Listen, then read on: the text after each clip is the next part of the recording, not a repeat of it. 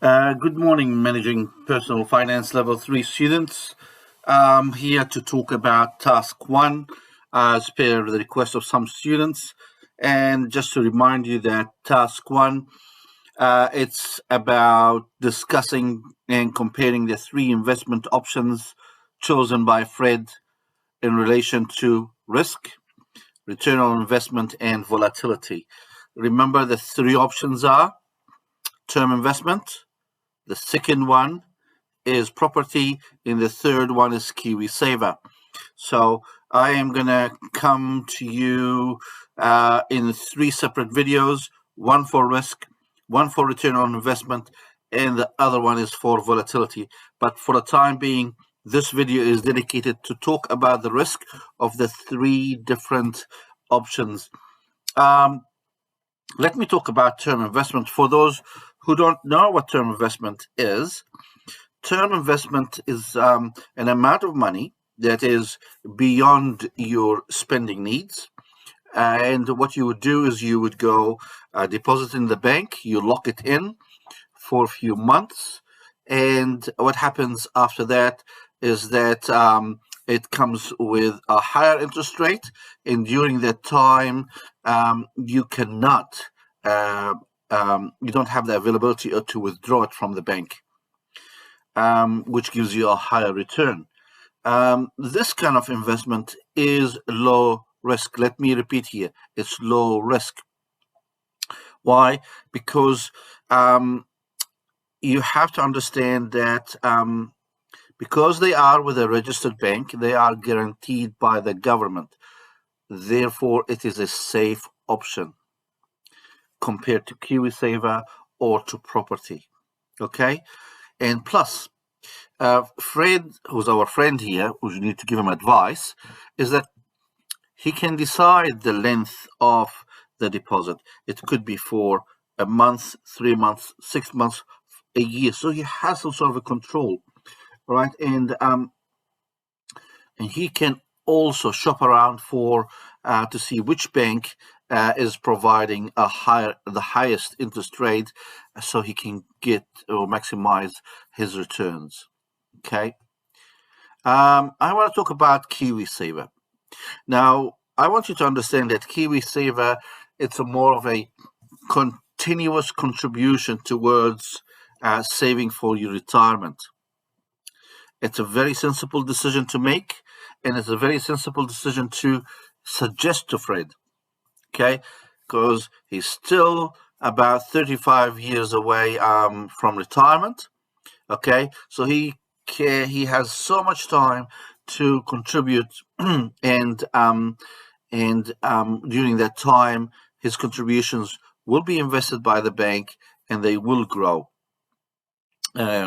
regardless of the state of the market, whether we're going through a recession. We have to go all through these cycles. He will also benefit from his employers and from the government contributions. So just remember that if you, as an employee, put in 3%, the employer per that agreement will put another 3%. So that's extra money coming in that would add to his KiwiSaver. All right. And remember the state or the risk that is involved in investing in KiwiSaver depends on the market and what's happening in the market and the economic landscape that is of the period. Remember, economic conditions do not stay forever. They do change. They go up and down. And he can choose the different types. He can choose from the different types of investment funds that are available. And remember, they are cash only, balanced, growth, and conservative. Growth is the one with the highest risk. Cash only is the one with the lowest risk. So there is a matter of choice and a little bit of control on the amount of risk that Fred want can take. Okay. Um, remember, KiwiSaver does include investing in shares, in property, shares in New Zealand, Australia, and overseas. So there is a higher risk than just having your cash and savings in term deposit. The third one, which is property. Now, let me just remind you that according to the scenario that we have in the assessment, is that Fred has $100,000 saved as a deposit. Sorry, saved in his bank in his saving account, but he can use it to put it as a deposit on a rental, and he can take a mortgage. And by using his 100,000, the mortgage will not be as high as if he would take a mortgage without a deposit. Okay. Remember that buying property has a risk, which is more than a term deposit and KiwiSaver. And it includes other hidden costs like lawyers' fees, builder's report, all these items. However, he has to find the right kind of tenants, people to rent his property. There's the risk of them not paying the rent, which would put more pressure on Fred to pay the mortgage. However, as long as he has that property and keeps paying that mortgage, once the mortgage is being paid, that property is all his. So it's not just the repaying of the mortgage, but he would benefit also from the increase in capital gain. But we're here to talk about risk.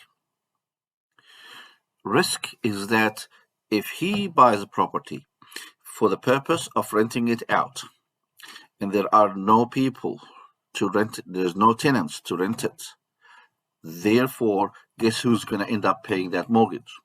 It is Fred. So that is one of the risks that Fred will have to take.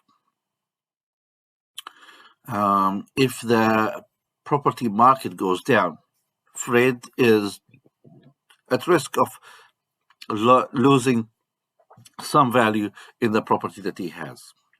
Okay. And if he was forced for one reason or another to sell that property, as you can see, there will be loss incurred, and he will end up with a negative capital value. So these are the risks of the three different options. Please use your own words. Okay, I've just explained what are the directions or the way of thinking that you should be using in writing your answer for task 1, section 1, which is risk. The next video will be about the return on investment.